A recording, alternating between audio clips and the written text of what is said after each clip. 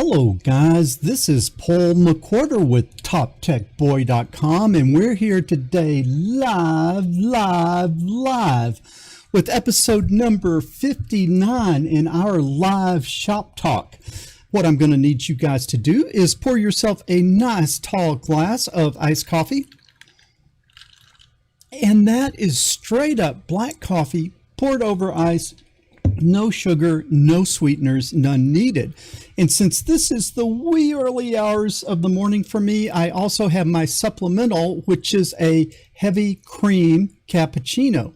This, my friend, is my breakfast. Okay, guys, welcome. Let's see, do we have some people in the chat? It looks like we've got Gregory, Daniel, Michael. Looks like we've got Brian, TD. I think I also saw VR in there, so we got a little bit of an audience developing. Man, I'll tell you, I have had a crazy morning because it is raining here, and my electrical system here on the compound is very complex. I've got the grid electricity coming in, and then besides the grid electricity, I also have a generator that automatically turns on if the grid goes down. Then I have a compound wide transformer that transforms the 240 European style voltage into 120, and then all my electrical systems are dual electrical between 240 and 120. And then for the house, whoa, I had a little, excuse me a second.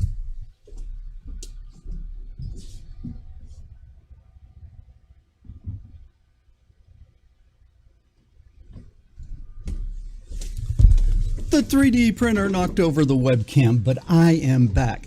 So anyway, I've got dual electrical systems of 240 volts and 120 volts, and they're separate plugs throughout the houses. And then I've got everything on a whole house battery backup system. And then for my studio, I have line conditioners that no matter what voltage is coming into the studio, it tunes it to a perfect output voltage if it can. But if the input voltage gets so wonky that it can't fix it, then it just takes the studio offline. And I'm a little frazzled this morning because it's taken me offline about 4 times in the last 6 minutes. So we'll hope that we can keep this live stream going, but I can't promise anything. Hey, Cameron, Eastern Australia. I've been to Australia 4 times. I was there once for 5 weeks. I love Australia. It would probably be one of those places that, that I'd sort of dreamed of living in my life. Wonderful place there. Love the people there. Okay, let's see. We've got, I'm reading the comments. Okay, TD, welcome. Daniel, Ace, Steve, cool, welcome. And we've got Carla CG. Welcome. Okay, we've got some people coming in, and I just had something wonky happen with my studio light, so let's see if I can fix that. Okay, I think all is not well. Give me a second to get these studio lights going.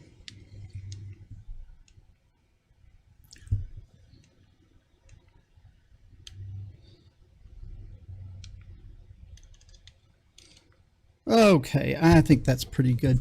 We're just going to power on through here, and hopefully this electricity will stabilize a little bit. But what's been happening is, as the line voltage has been all over the place, the line conditioner to the studio has just taken me offline, and that is a real hassle, but it is better than having my equipment in here damaged. So hopefully you guys will bear with me.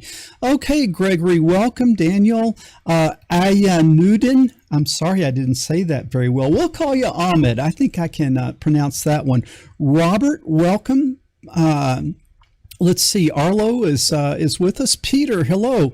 Okay, guys, we have a nice little group developing here.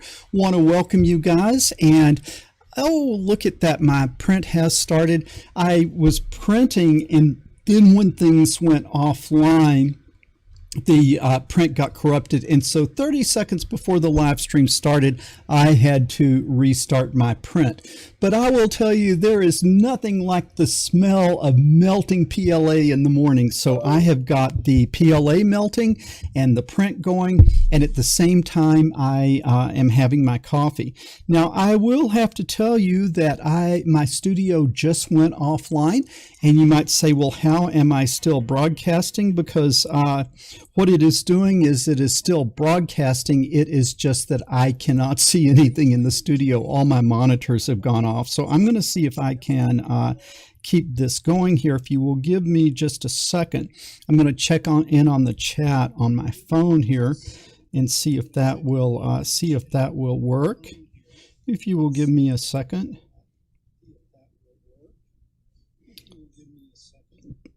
Okay, let's see. I'm trying to see if I can get to the live chat. Okay, I can at least see the live chat now. So we've got Martin. Yeah, melting PLA. I can see that, Daniel.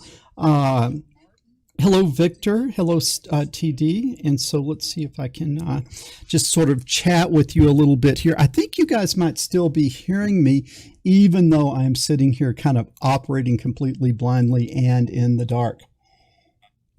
So we'll have a little bit of coffee. What's happened here is the line voltage was unstable, so it took my studio equipment offline, but I think enough of it is online where you can still see me and hear me, but I just can't, I can't see anything, or I can't control anything in the studio. Arlo says I still have video. We see and hear you. Okay, this is kind of a crazy way to do it, but I can't control any of the shots, but I can still talk to you for a little bit and talk to you a little bit about what we are going to be doing today. What we are going to be doing is we're going to be talking about future lessons that are going to be coming up in this series. Now, I mean, in this channel. Now, what you know is that there's sort of two series that I have been doing. I've been doing a series on the Raspberry Pi, and I have been doing a series on Fusion 360. And it's very hard mentally to switch back and forth between Raspberry Pi and Fusion 360. And so what I'll do is I'll kind of do marathon sessions of Raspberry Pi, and then I will kind of move that aside, reconfigure the studio for Fusion 360, and then I'll do a whole lot of Fusion 360 lessons. And then where I am now, last Thursday, this previous Thursday, I used up my last Raspberry Pi set of lessons. And so now I am out of Raspberry Pi lessons. So what, hey, okay, I'm back online. The electricity just came on. The studio was just put back online, so that's good. So let's hope that it will stabilize at this point. But I'm out of Raspberry Pi lessons, so what I've had to do is kind of take things apart. Pardon me, I need to see if I can resume that print.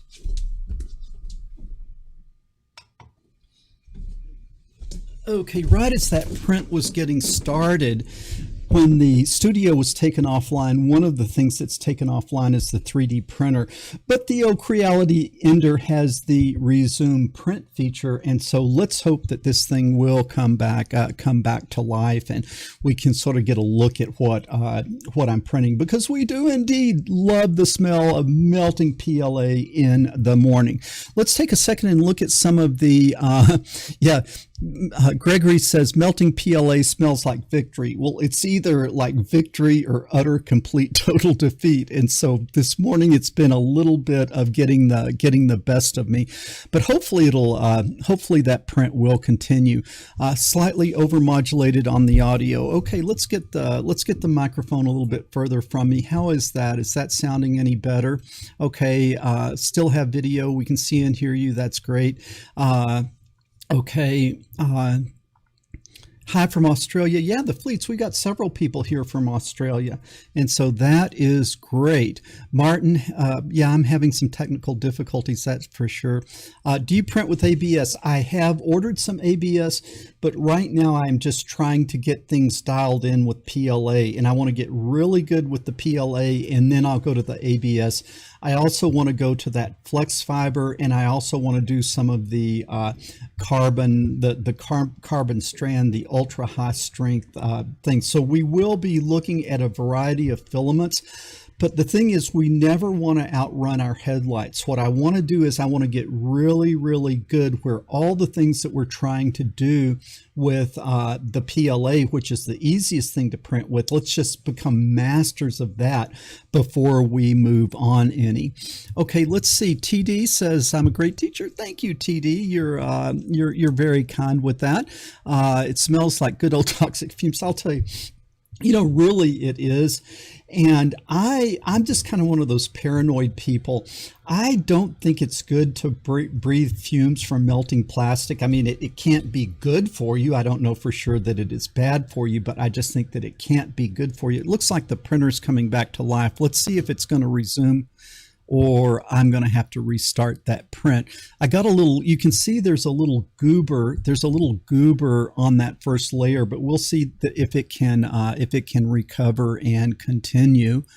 You never know for sure, but we'll watch a little bit and then I'll restart the print if it's not going to work.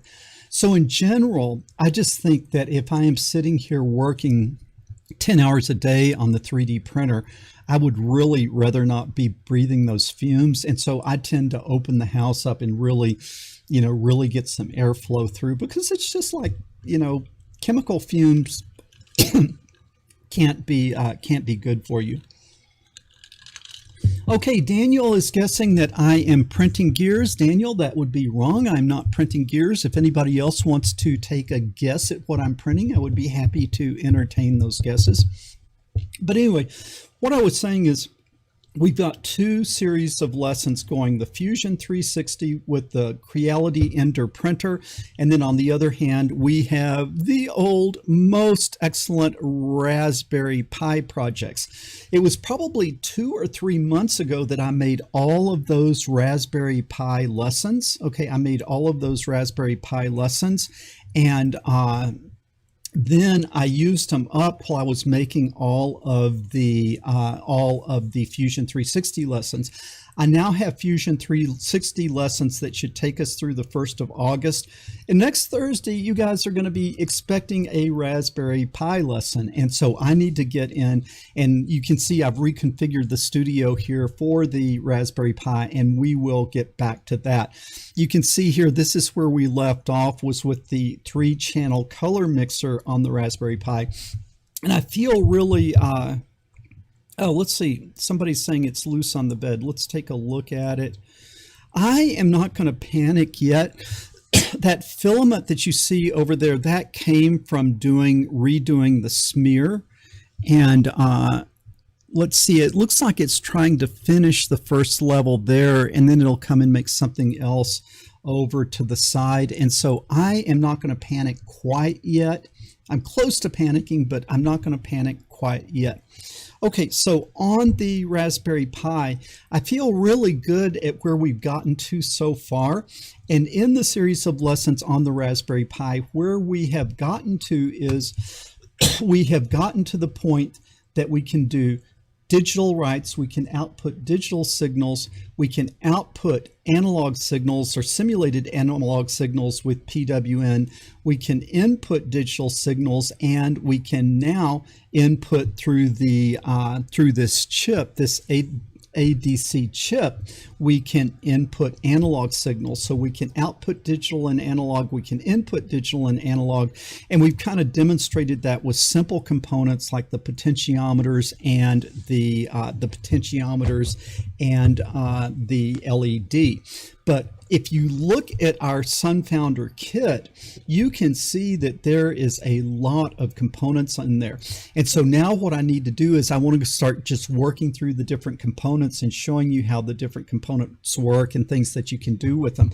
But already all of those different components will either be digital inputs or outputs or analog inputs or outputs. So we've laid the foundation to really be able to go through and start working with this, with this kit. I think the next thing that I want to do is show you how to use the joystick. And then after the joystick, show you the servo, then the joystick can control the servo, and just show you how these different components can combine to do some neat and interesting things. Okay, the thing that I really want to do here, the thing that that I really want to do here is I want to get to the camera, because I've just got some crazy ideas of fun stuff that we can do with the camera. But I think once I turn that camera on, we could spend 6 months on the camera. So I want to delay that and try to get us through most of these components. And then when we've gone through most of the components, we can really show all the neat and exciting things you can do when you connect the little camera in the SunFounder kit to your Raspberry Pi. Okay, let me take a second to read some of the comments, because what I love about the live streams is it's my chance to interact with you guys. So let's take a look at what's going on in the chat. Yeah, Gregory says anything that the human body is not used to will cause an adverse reaction. Man, I really believe that. And so, man, I fear glyphosate and things like that. So I eat clean vegetables. Most of what I eat is what I grow in my gardens. And so I don't like pharmaceuticals. I don't like glyphosate. I don't like any unnatural chemicals in my body. And that includes what you breathe. And you might call me crazy, but I am now 61 years old and feeling great and healthy, not taking any medicine, no type of problems. And so I think sort of a clean living lifestyle as far as what you eat and what you breathe, it really pays off as you get older. Okay, let's see what else we've got there. Let's see. I'm looking at the comments. Looks like you're printing gears. No, I am not printing gears. We talked about that. Let's see. Let's take a look and see if this print is going to make it. It looks like that first level went down okay. It looks like that little goober, maybe it's going to be able to print around that or maybe melt it as it goes by, but that's looking pretty good. The Pi Pico with Wi-Fi is a real game changer. What a bargain. Gregory, I am going to have to agree with you on that. And somewhere down here, I have a Raspberry Pi Pico kit that is sort of like this kit, only it's on the Pico. And you know, it's sort of like people really tried to do that sort of thing with the ESP32. But with the ESP32, it just never got any traction, because do you use CircuitPython or MicroPython, or do you use it to emulate an Arduino? Do you do all the different ESP32 platforms? There was just no momentum, and the whole arena was just sort of like a big bowl of spaghetti. So I ordered all that ESP32 stuff from Adafruit, but when I looked at it, it's just like, man, this is just too big of a mess. And if I'm struggling with it to make it work, then it's going to be hard for me to teach it to use. So I'd sort of stayed away from the whole ESP32 thing, but the power just went out again. And so we're just going to sit here and chat a little bit. Let's see if I can get the chat back up on my phone. Yeah, it looks like I can see you guys on the phone. Hopefully you are still hearing and seeing me. And I have a bad feeling about this print, because now the thing has just gone down again. The printer has gone down again. But with the Raspberry Pi Pico, it's very low cost, and there's an incredible user base behind the Raspberry Pi platform. And so I think that one might be one that would actually get some momentum. Let's see if I can get my printer started again.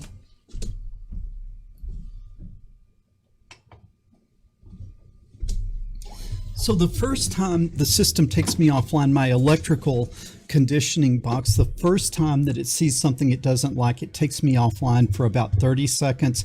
If it happens again within a minute, it'll take me offline for about 3 minutes. And so it just kind of has a smart algorithm there to figure out how to handle these power glitches that I am suffering this morning. Again, if you guys hadn't tuned in earlier, it is raining here. And when it's raining, it just wreaks havoc with the whole electrical system. But we're going to see if we can power on through. So the Raspberry Pi Pico, it's low cost. There's an incredible user base behind the Raspberry Pi platform, and so I think that should be a winner. And you guys need to give me feedback. That might be one of the areas I might do a series of lessons on. And so if there's interest in that, let me know, and we'll see if maybe that would be queued up for a future set of a future class. I will say that I have tried to do more than, it is hard for me to do more than 2 classes at once, because you've got to see, I've got to study for the content, I've got to produce the content, and then I have to be there for the premieres. And so it just turns out to be kind of like too much for me to do a really good job and try to run three classes at the same time. Okay, let's see what we've got here. Stay away from smoking too, VR. I will agree with that. Smoking and drinking do not make you live longer. Okay, Daniel is guessing knurled nuts and bolts. Okay, Daniel, you have got it. We have got knurled nuts and bolts. You see that really ugly glob back there on the printer? That's because it stopped and restarted like 5 times now. And I guess I should have been taking that glob off, but we will see if this can resume.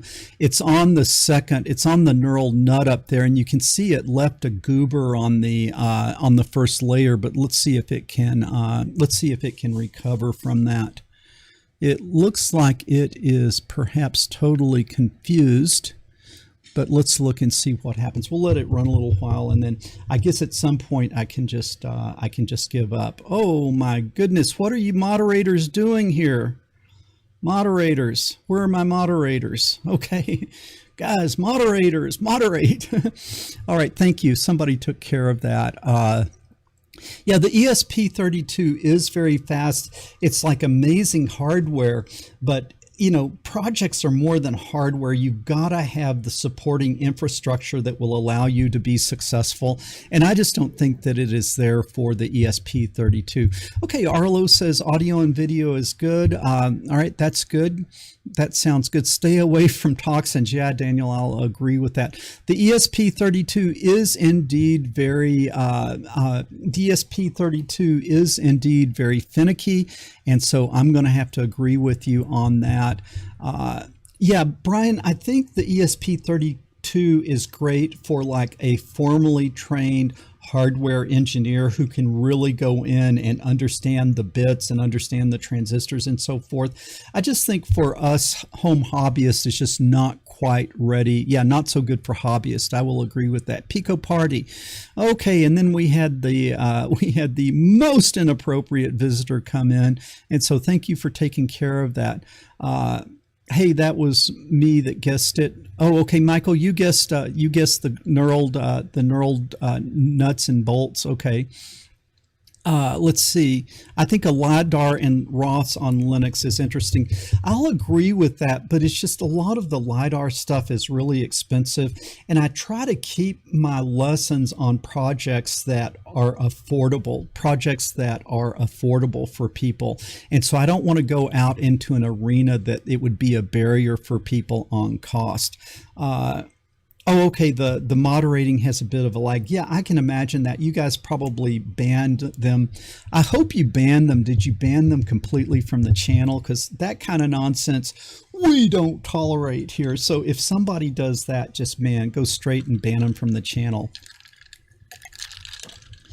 Oh my, challenge. If you can say my name correctly, I will donate it. Pertuksha. How about that?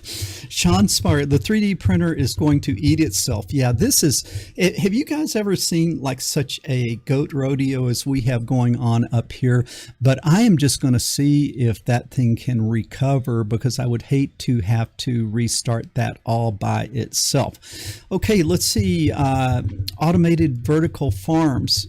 That's kind of out of nowhere, but I used to be quite the hydroponic greenhouse man, but since moving to Africa, man, it's all organic, it's all in the soil, it's all natural.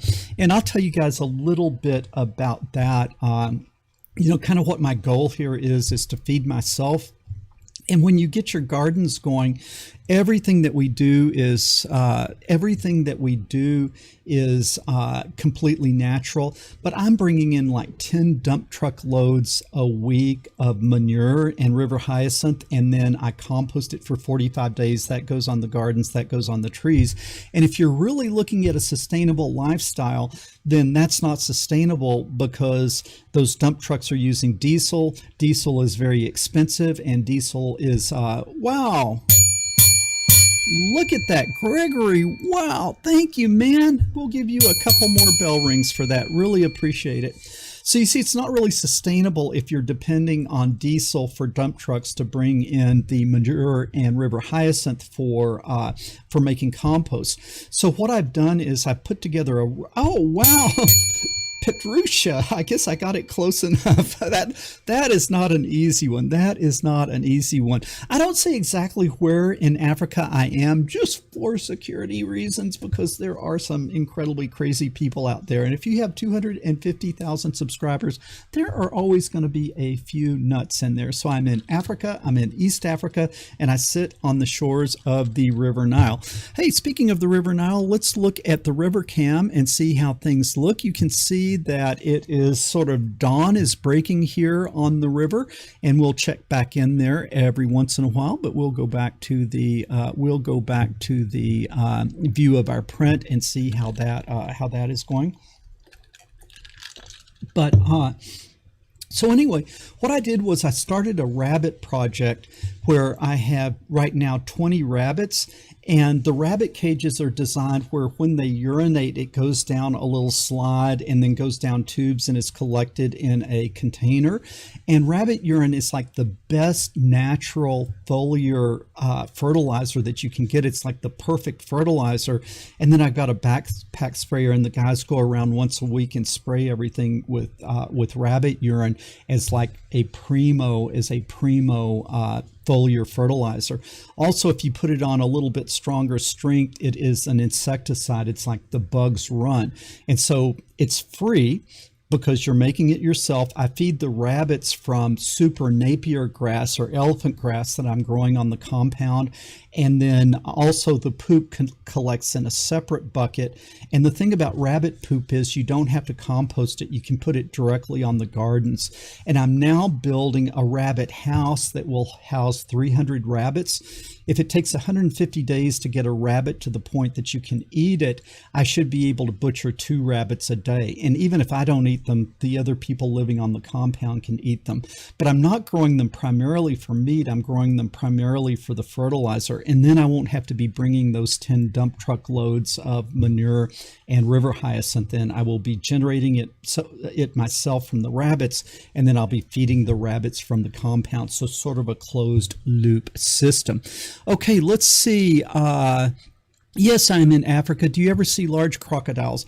Not where I am here. The river where I am here, there are not crocodiles at this point, but I do go to this lake, and in that lake there are crocodiles, and there's a little island in the middle of that lake. It takes about, once you get in the boat, it takes about 2 hours to get to the island, and there's just these beautiful indigenous people there, and I go out, but it's a 2-hour boat ride in a less than completely sturdy boat, and yes, there are crocodiles there. So if someday I mysteriously disappear, I might just have been eaten by a crocodile. Okay, let's see. I'll just follow the River Nile, and I'll find you soon enough. Okay, thank you, Daniel, for outing me there. Will you please do a future live stream regarding your missionary work? Yeah, Brian, I should do that, because primarily I'm here as a missionary, and there's just great things going on, and I love being a missionary, love living in Africa, love technology, and so I am living the good life here. Rabbit is a lot like chicken, and so really rabbit is a very, very healthy meat, and it's like chicken. It's very delicious. It's a very tender and mild meat. Okay, Ben is in Nigeria. Welcome, Ben. 21 like and 43 people watching. Yeah, Daniel, what are you guys doing? What's going on there? Okay, I am not sure. No, an SLA printer, that's the one. SLA, is that the one that uses the liquid? I really don't want to mess with that, because then you've got to use chemicals and stuff to clean it up. Just way too much chemistry going on there for me to want to do that. Okay, guys, I've kind of been in the chat. Do you process the rabbit? Well, there's probably 10 people living on my compound, and they do various things as part of what I'm doing. And so what I usually do is I say, okay, you know, you guys, you butcher the rabbit, and then I get half the rabbit, and then you guys who butcher the rabbit can share the other half. And then, you know, every time it's a different person's turn to get the other half the rabbit. And so it's sort of an incentive for the people that are butchering the rabbit. But for me, I just go out and get a nice ready to cook rabbit. But how did we get off on rabbits and urine and poop and all that sort of stuff? We should get back to technology. I will say that it looks like that print is looking okay. Let's come over and check the river cam. It is looking like dawn is breaking. You can see that my studio is on the second floor. That railing that you see back there is the balcony. And we enjoy sitting out on the balcony, enjoying some coffee and looking at the mighty River Nile. How do you cook rabbit? Well, the easy way is to throw it in a pot and make a rabbit stew. But I like to cook it on the green egg barbecue, you know, sort of marinate it and get it all seasoned up and then grill it kind of seared on the outside and tender and juicy on the inside. It actually is quite delicious. Okay, so we will, am I going to do C++ programming? I really don't like C++, and to me, life is too short to try to fool around with C++, so I probably won't be doing that. I kind of like the Java-like Arduino environment. And I love Python. But let's see, let's come back over here and look at the print. And that, I think it's still, this print just might survive if we don't get any more power glitches. Okay, so let's talk about what we're going to do. So on the Raspberry Pi, as I mentioned, we're going to be starting going through the other components. The first thing we'll do is probably the joystick, then after the joystick, the servo, and then use the joystick to control the servo. And then we'll just be going through more of these components. And then we will get to the camera. And with the camera, I want to see really how far we can push AI on the Raspberry Pi. So we'll probably go in and see if we could get like MediaPipe and OpenCV going and really see if we can do some pretty cool stuff. Let's see, continue with artificial intelligence with the Jetson Nano. Danny, I'm probably not going to do that right now. And it's just the Jetson Nano is not available. It should be like $99, and I've seen them on Amazon for $2,000. And so until they are available and affordable, I really don't want to do a lesson, a class on something that people can't go out and buy the hardware for, if that makes sense. Yeah, Dan, I've always dreamed of doing a PID control class. But the problem is there's not like a hardware kit I could tell you to buy that we could then ramp up and do all the work on.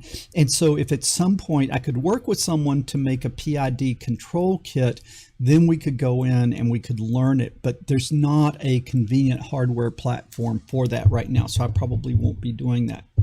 So we'll go through those Raspberry Pi components, then we will come back to the 3D printer and the Fusion 360 classes. And for you, it's transparent because you get 2 lessons a week.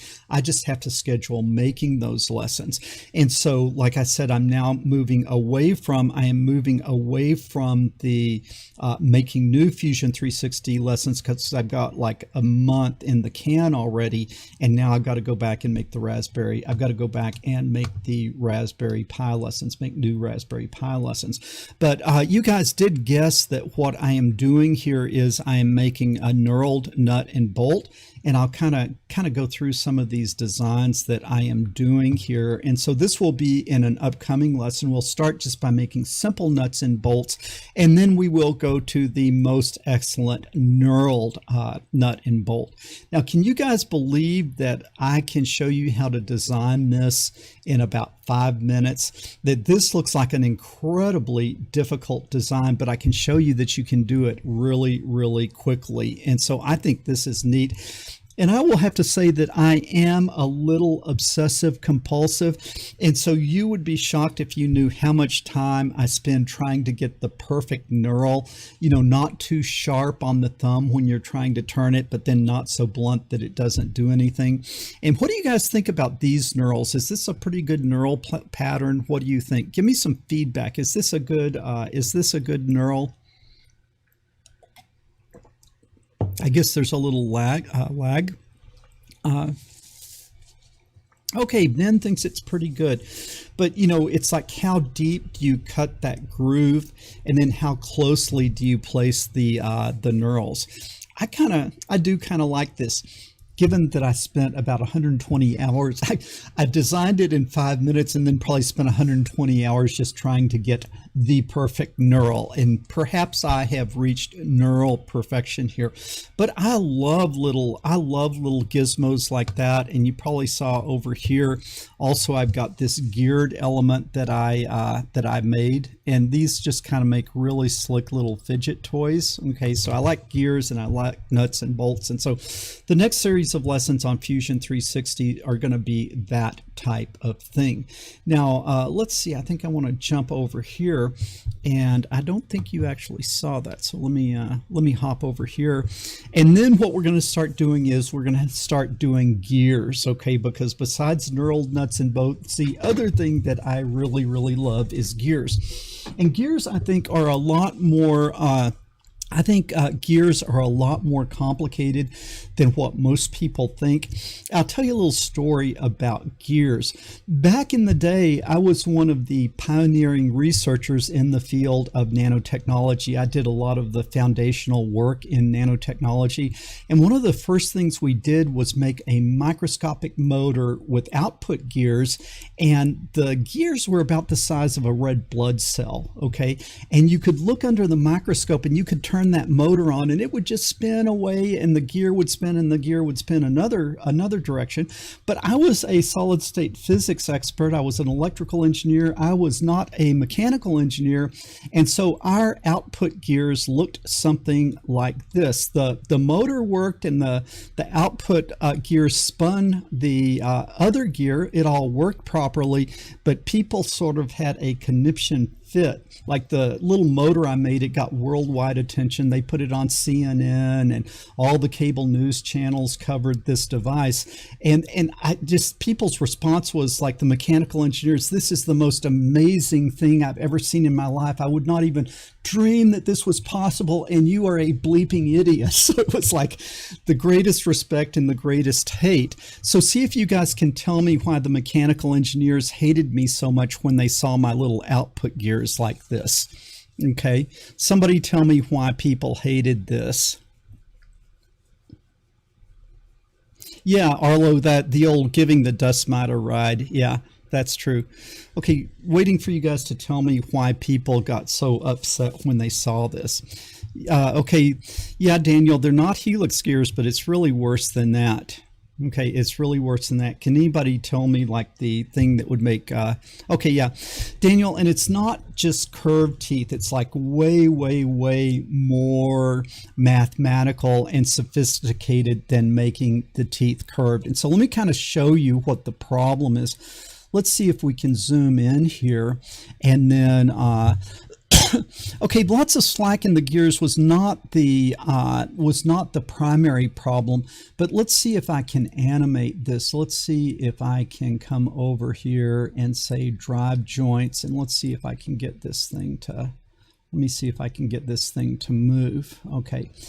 All right, so this is how it moves, but what I want you to see is like, look right here at this corner. And as this thing turns, that corner is dragging on the other gear. And so as these gears are turning, the tips are dragging on the other gear tooth. That's going to what? That's going to wear the gears out, because the sharp point is going to dig into this gear, and then this gear is going to round that corner. And so you are wearing your gears out, you are generating friction, and then you are also generating particulate contaminants. And so if you look at this, this involves friction. This involves sliding friction, because every gear tooth, right as it touches, it drags across the opposing gear tooth, and that causes friction, that causes frictional loss, that creates wear, that makes everything inefficient, and it's really, you just absolutely cannot do things that way. Now you might say, oh, we'll just come in and make them curved, but it's way more complicated than that. What you've got to do is, instead of having this dragging motion, if you mathematically design the gears, there is no rubbing friction. There is no rubbing friction because the gear teeth will roll across each other. You see, you could have curved gears going like this. That's not good. But if you design them carefully, they will never drag. The gear teeth roll across each other. Way, way, way efficient, and the gears don't run out. And that, my friend, is called Invalid Gears. And let's see if we can turn on my more properly designed gears here. Let's see, I need to turn this on. And we come over here, and if you use the right mathematical relationship, you end up with something like this. And let me come in and let's see if I can drive those joints. Now, you see the contact area here. Let's see. Let's do this one. Okay. Now, watch the contact area here. And as I rotate this, do you see that nothing slides? They just roll off of each other. These are called invalid gears, and they are genuinely magic. And that's why something like a transmission is so efficient compared to other types of motion transfer, is that nothing ever rubs. It is just simple rolling motion. Yeah, Cameron says that they're Flintstones gears. That's exactly what people said when I released the world's smallest engine. They said, you just did the most amazing thing in the history of mechanical engineering, and you used Flintstone gears. That is exactly what they called them. And so this is the type of thing that we will be doing. Now, I just designed this as a bad example. We will not actually be building those. When I teach you how to design, the gears, I will teach you the right way to do it. And then I'll also teach you how to assemble. I will also teach you how to assemble your components in Fusion 360, and I'll show you how you can come in and start doing these animations like this. And so this is stuff we really didn't get into in the first set of Fusion 360 lessons. And so in this set of lessons, I really want to take things further. Okay, how long of a lifetime will the bad gears have? Well, it depends on how fast you run them and what type of load, but certainly if you just ran the thing up, you could wear those gears out probably in a day if they're not designed correctly. Okay, so bad gears and good gears, and I'm going to teach you how to draw good gears. And then I've also been playing around with just some more advanced stuff, some more complicated assemblies. Let's see if we can do this, and you can see here, like you can take linear. No, that's not going to work. Let's see. Let's see if I can come here to this one.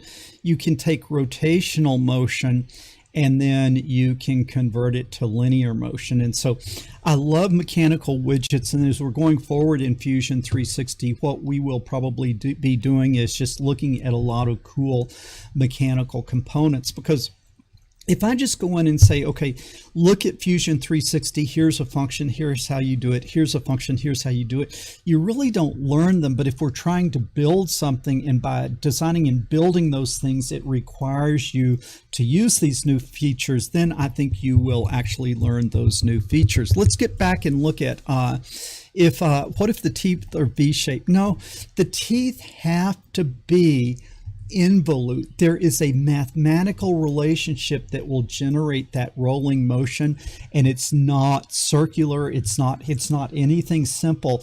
It is a complex geometrical shape, and it is only exactly that will lead to rolling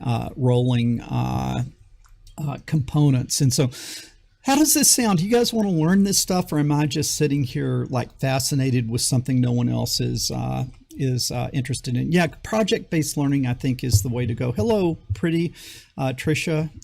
Did you have a different username? I think, did you join us last time with a different name? I'm just wondering. Okay, so is this something you guys are interested in learning, or am I just fascinated by stuff that no one else likes? Okay, Dan says yes. Vision Robotics says yes. Okay, it looks like we're getting some positive feedback. That's good. We will continue with the lessons. Okay, the other thing that I should probably talk to you a little bit about is the who discovered that complex math? I don't know, but it's been known for probably 100 years. The math is just classical math. Like if you were really good at math and geometry, you could figure it out.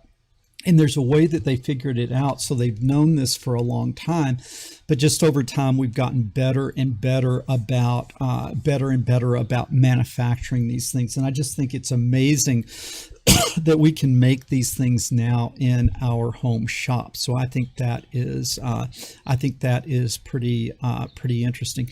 Let's see, Gregory, did you actually give us? Is that something to do with? A invalid gear tooth, or what is that amazing equation that you just put up there? Okay, let's see, is there a name for that math theory? It's probably just called geometry and algebra. I don't even know if there's any calculus involved. It's just geometry and algebra. Let's see, Jonathan's going for a bachelor's in electrical engineering, and I know that learning about these gears will put me ahead. Yeah, Jonathan, and please go to my channel and watch the How to Be a Successful Engineer playlist. That is probably my most important content I've ever generated, and it's like the least watched of all my lessons. But if you're going to college in engineering, be sure and watch that series because it is pure gold as far as the advice I give in there. Okay, hey, Power Dog just got a degree in electrical engineering. Way to go, congratulations. That is great to hear. Okay, I've talked about the Raspberry Pi. I've talked about Fusion 360. I should first of all take a look at the river cam here. You can see that the sun is up and you can see the birds are out. We don't really see any fishermen out there this morning. It's probably the rain and the thunderstorm that just went through probably kind of kept them on shore. Maybe they will show up before this series of lessons is over. We talked about Fusion 360, we talked about Raspberry Pi, and again, I'm folding the 3D printing stuff into the Fusion 360 lessons. And I think that probably that's kind of like one of the bigger challenges that I face because there's some people only interested in Fusion 360, some people only interested in the 3D printer. And so the Fusion 360 guys are getting impatient as I'm spending too much time talking about the printer. The Creality Ender guys are getting impatient because I'm spending too much time talking about Fusion 360. So I'm trying to hit that balance between moving both areas ahead without completely offending either group of people. Okay. I will say a couple of things about the 3D printer. Last week I gave you, last week in the live chat we talked about the reason that people abandon their 3D printers. And man, it's already starting to happen to me here. I spent most of yesterday trying to get my printer to print, and it is so darn frustrating. And kind of like the things I talked about last week were make sure that your printer is properly aligned. Make sure that you're not trying to print broken STL files. Make sure besides the printer being aligned that you level the bed and flatten the bed as much as you can every single time. I also talked about making sure that your bed is clean, washing your bed frequently. And then I talked about if you have a partially clogged nozzle, that can cause all types of different problems. Well, yesterday I did all of those things and I was just not getting good prints. And so I went all the way back to our first print, the little dog print that we did, the sample print. I couldn't even print that thing. And it's just like, oh, woe is me. And I'll tell you what I figured out the problem was. Even though I really cleaned out that nozzle with the little nozzle cleaning tool, and I hadn't had any particularly difficult prints, like a print that just completely made a big mess. But what I had noticed is that you can damage that nozzle very, very easily because that nozzle is brass. And because that nozzle is brass, you can scratch it. And even the tiniest scratch or the tiniest nick in the nozzle will make it not work properly. And even though it's not clogged, it doesn't do a smooth, perfect extrusion if you've got a little nick or a little scratch on the end of the nozzle. Now, what happened to me was I had a bad habit, and that is, before you level the bed, you want to get the little blob of PLA off of it. And so what I was using is I was just using these little tools that came with the printer, and I would come up under the nozzle and I would just kind of clip it off close to the nozzle. And then what I was noticing is I couldn't get the thing to print. I was looking at my little clippers and I could see tiny little specks of brass on the tips of the clippers. And so I was actually kind of scratching and messing up the nozzle when I had this tool in there and it was hitting the brass nozzle. And so what I did was I took that nozzle, remember the ender comes with two nozzles, I took the nozzle off, I put the new one on, and the new one is working great, is working like a champ. And so let me give you guys a heads up. Those nozzles are very, very easy to damage. And once you damage them, they give you very difficult problems. And so one of the ways you can see is just like raise your extruder up and then heat it up, do the, the prepare part of the ender menu, and then say heat the PLA, let it heat up. And then once it heats up, go over to that little knob and turn the knob and force the PLA through the hot extruder. And if you have a clean and perfect nozzle, that filament should come straight down. Now, if it comes out a little bit not perfect and then straightens up, that's okay. But if it starts coming out like kind of wanting to go this way or wanting to go this way, or if it comes out and it has little specks on it, you have a problem with your nozzle.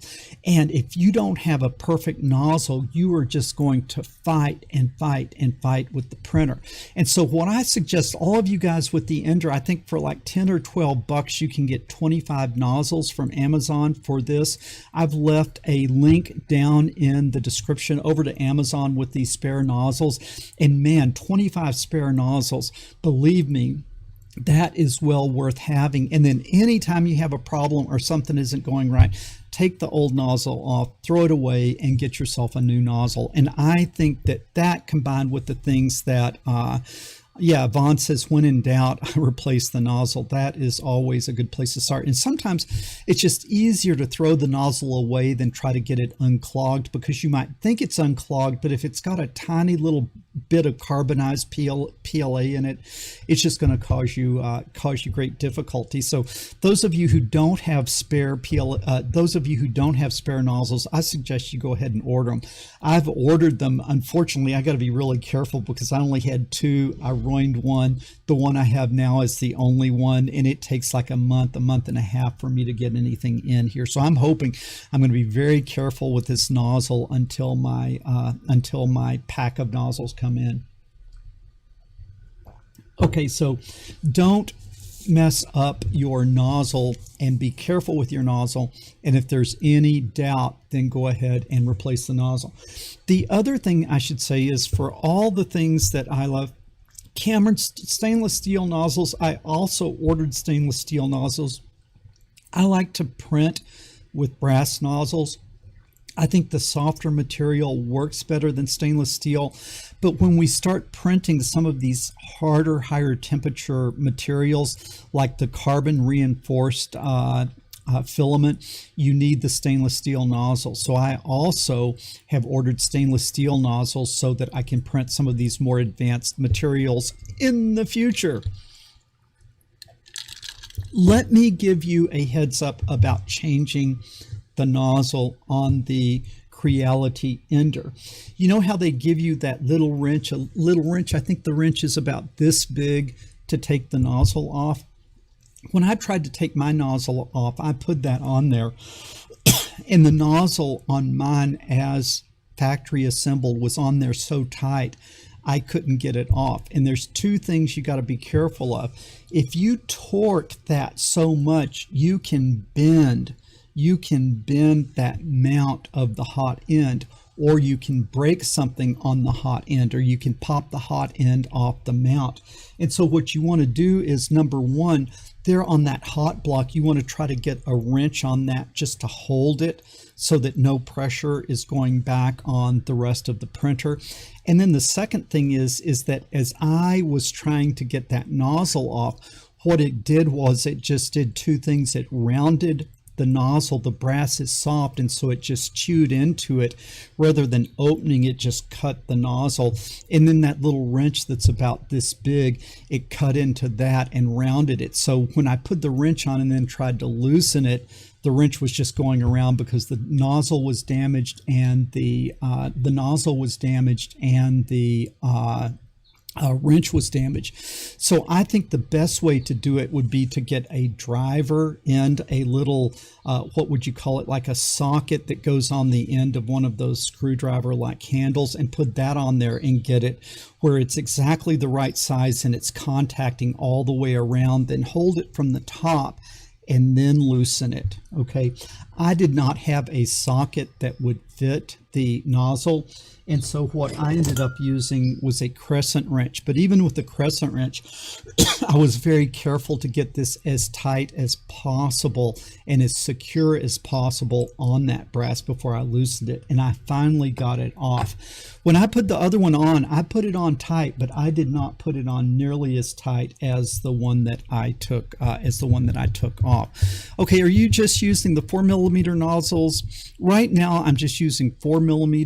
You know, as we move into the future, I might try different nozzle sizes. But the one thing, you know, guys like Vaughn, you guys have been doing this for years and you're experts. As we move forward, I want to make sure that we are experts at where we are before we try to do more things more complicated, because a lot of people run out way further than what their skills really are. So let's really build our fundamental skills where we can absolutely, positively, reliably print things in PLA.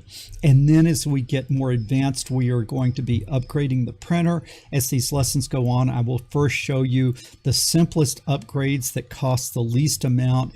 And then as the lessons progress, we will progressively be getting this printer more and more and more tricked out. And the good thing is, a lot of these upgrades are like $5, $10, $15. I think the most expensive one might be about $40. And so we'll be doing this over time. And by the time you get done with this, you might spend an extra $100 on the printer, but you then might end up with a printer that's performing like $1,000 printer. And so I think that's going to be really cool. I am not making Arduino tutorials right now, Jensen. I really need to redo that Arduino series of lessons, because it's before my studio was very good and I'm a lot more adept at production and in teaching. So I really need to redo those Arduino tutorials. Those are far and away the most popular series that I've done. And so at some point I really need to remake those. Yeah, I need to redo the Arduino ones. Let's see, I'm kind of looking through the comments here. If you own a printer, you need a toolkit and multimeter. Yes, Dan, you need a toolkit and a multimeter, and you probably need to take some L-tryptophan or something like that to kind of take the edge off, because, you know, life with a 3D printer is filled with highs and lows. The highs are very high and the lows are very low. And of all the things I've ever worked with in my life, probably the 3D printer is about the most frustrating, but at the same time, it's been about the most rewarding. STEAM class, not yet. Want to do it, but there's just so many things I'm trying to do. It's not something that I can do right now. Okay, I am really going to try to wrap this thing up in the next 2 minutes. If you guys, let's take a look over at the river again. Okay, still no fishermen out there, but it is a beautiful morning. It is a beautiful morning on the Nile. I'd started this print at about 4 o'clock this morning, and I'd hoped that it would print the Knurled Nut and Bolt it would finish while we were having the live stream, but Technical glitches made me restart the thing about 5 times. Okay, use the camera to make a 3D scanner. That is a pretty tough thing because a camera is sort of like a 2D thing. So getting a 3D image from a simple camera is hard to do. I would love to know how to control a stepper motor with the Raspberry Pi. I am not sure. I don't think the Sunfounder kit has a stepper motor. I know it has an electric motor, but I don't think it has a stepper motor. Let me look here. And for right now, there are so many components in this kit. I've got to kind of get us through the components that are in the kit. And I do not see a stepper motor, but that would be a neat project at some point. So what are the upcoming lessons? In Fusion 360, we're going to be doing nuts and bolts, hex nuts and bolts, knurled nuts and bolts, and then we're going to be doing gears and gears and gears, and then we'll move on to some more advanced stuff. Okay, keep the printer series coming. I will do that, and let's see if there's any last minute questions that I can answer in the next 2 minutes. Okay, well guys, appreciate it. Give me feedback if you hey, yeah, Gregory, absolutely, Jesus in control, thanks for that. I look at this channel as a little bit of like a sane little corner of an insane world. It just seems like the world is going insane, and I love being part of this channel because you guys are all great guys and reasonable guys. We build things, we do things with our hands, we're nice to each other, and so in a crazy world, this is a nice little corner of the world to be in. Okay, Opal, thanks. All right, let's go back to our river cam, and I'm going to wrap this up. I really want to keep it in an hour. Let me know if you guys enjoyed the live stream. I don't want to bore you or you guys get tired of me sitting here talking. I enjoy doing them, and then if you guys are enjoying taking them, give me feedback if you want me to continue to try to do these weekly live streams, or if it's just you don't have time for it. So would appreciate your feedback on that. Okay guys, let's just sign off here. Paul McWhorter with TopTechBoy.com. If you like this content, give it a thumbs up, leave a comment afterwards, share it with other people, because the world needs more people doing engineering and fewer people sitting around watching silly cat videos. Paul McWhorter with TopTechBoy.com. I will talk to you guys later.